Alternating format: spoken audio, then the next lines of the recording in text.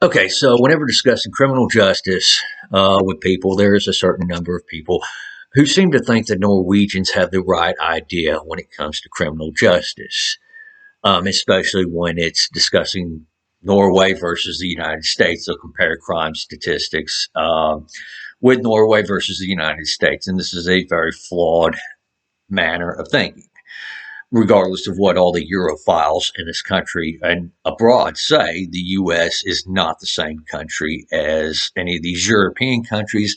They're vastly different for a number of reasons. So, with that being said, a more accurate method, a better method of assessing this is looking at Norway's historical crime rates in and of itself, comparing it to before they had this restorative justice system versus now while they have this restorative justice system. And I'm going to link a PDF in the description. It's a comparison of crime rates for several Scandinavian countries from 1950 to 2010. And if you look at it, bear in mind, Norway abolished their forced labor program in 1970 and abolished their juvenile detention in 1975. But you look at these crime statistics, and it really does not look like it's done anything aside from make prisons more expensive. So, from that data, it looks like they have a low crime rate in spite of their restorative justice and not because of their restorative justice.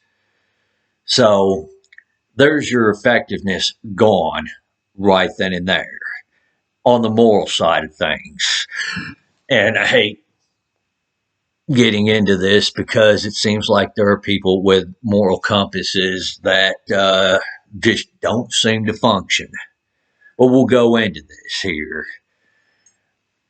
Now, I'm going to start by saying the U.S. in and of itself, yeah, there are things we need to change on our criminal justice system.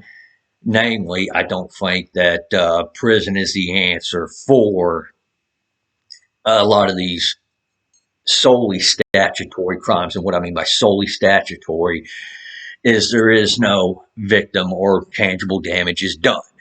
Um, and in fact, a lot of these statutory crimes, I don't even know why I used quotations with that, but a lot of these statutory crimes probably shouldn't even be considered crimes.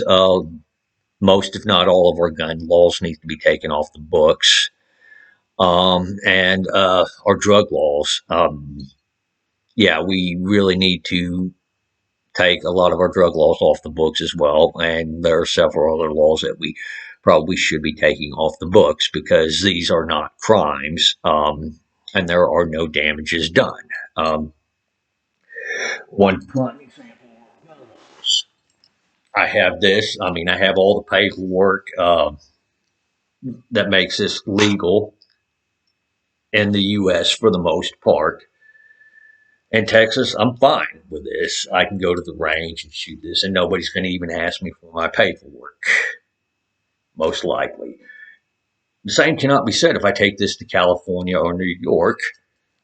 Even though I got all the clearance from the federal government to own this, I take this to California or New York, I can rest assured I get caught with it, I go to prison. So, yeah, that's an example of how we have certain laws that we send people to prison for very stupid reasons. However, the idea that we're going to take somebody who has gone around burglarizing people's homes, taking possessions that were bought with hard earned money from various individuals, and we're going to reward them for doing that? No, it should not be the case. Someone decides they want to go out and rape somebody, and we're going to reward them with a comfortable lifestyle? No, that should not be the case either. It's prison. It's not supposed to be comfortable. It's a punishment. You know, I mean, as for the death penalty, I don't think we use it enough in certain circumstances. Imagine what would have happened had we given Joseph Rosenbaum the death penalty with the first young boy he raped. Well, there are four other boys at least that would have been saved that raping, and Kyle Rittenhouse would probably not have been going through the ordeal he had to go through for the past year and some change.